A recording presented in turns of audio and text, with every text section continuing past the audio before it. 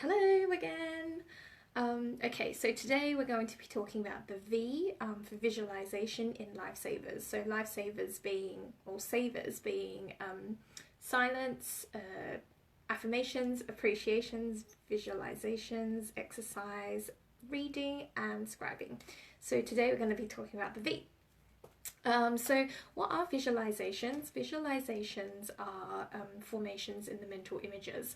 Um, well, yeah, and I, I recently read. I mean, maybe not recently, but it was a while ago where I read a book about how visualization was sort of quite magical because if you think about it, visualization is sort of like, so for example, if you want to write a letter, you have to really visualize the letter, you have to think about the letter, you have to think about what you're going to write in the letter, and it's still all in the head.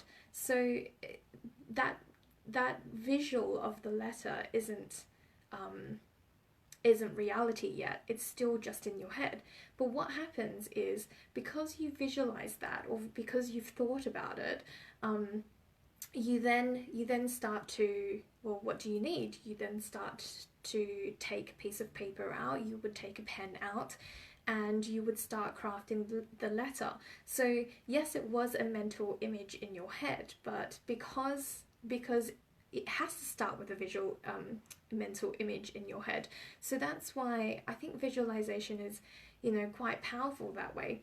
And there are so many benefits with visualization because, like, it reduces stress. So, a lot of the time when, for example, when my children in the class are feeling anxious about, I don't know, a standardized test that we have to do, for example, I'll always, particularly for the ones that are,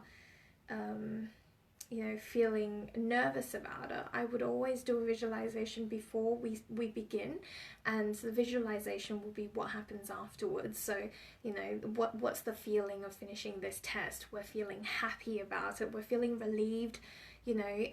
What are we doing? We're probably out playing. We're happy.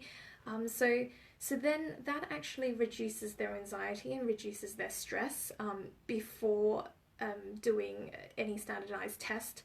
What else? I mean, like, it also reduces your stress because you're thinking, okay, well, I have a goal in mind. I know the steps to take because this is what my visuals are telling me.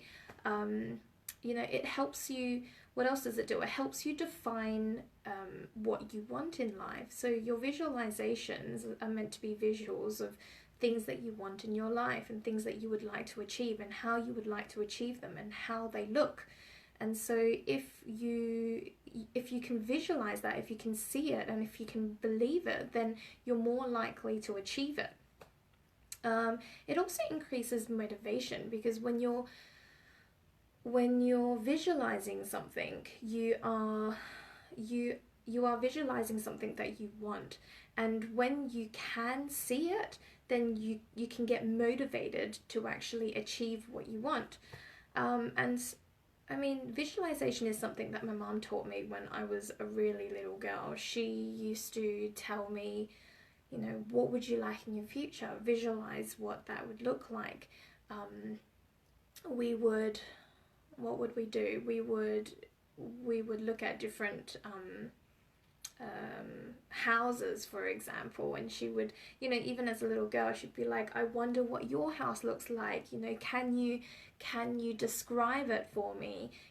How many bedrooms does it have? So she's always used visualization to actually help me achieve anything that I've wanted. And what else has she done? She's helped, and I guess because of that, and because I've been sort of trained to visualize and have visions when I was as a little girl, it's really helped me make choices when, I guess, as a teenager, when you have so much peer pressure going on. I mean, like, anyone can easily go down the wrong path, and especially as a teenager, we're all wanting to explore And I think knowing what I wanted in the future and knowing the consequences of whatever we were doing as teenagers were wrong, really helped me to make better choices as a teenager. So Mom's really given me an amazing gift to visualize. And some of the examples of visualization might be, I remember having this child in my class, and she is a very anxious child, and she's always very very sensitive. She's very sensitive, and she will cry at a drop of a hat. So every morning when she comes to class, she will make it a point to come and greet me. And every morning when she comes and greets me, I will do a visualization with her. I will take her through her day, and I will ask her how she wants to feel in that day, and what she's seeing herself doing, whether she's smiling. And in her visualization, she's always smiling, and it's really helped me with managing her anxiety and managing her sensitivity, because as soon as she cries during the day, I will go, oh, what did you want to feel? And immediately she goes back to that happy place of, oh, okay, I want to feel happy. This is how I looked when I felt happy. And because she's able to do that, then she's calming herself down, and allowing me to actually talk her through what happened when she then felt sensitive. So it's really helping her to calm down, so that she can actually talk to me about what's happening and why she was feeling sensitive and why she was wanting to cry at that time. Another thing that I do with my children in the classroom is that at the beginning of the year, I always get them to imagine what their classroom would be like, whether they want a classroom that looked like a jungle, where there was millions of monkeys. Is that a classroom that they want to be in and study in, and will they be able to concentrate in that sort of classroom? And a lot of the times they say no. So what sort of classroom would they like? And from their imagination and from their visualization, I then get them to develop some rules that will help them, or that would encourage all of us to actually create a classroom environment that we all want. So that's a great one, for example, for all the families to do in the family. What sort of family do we all want, and how do we achieve that, and get them to visualize that.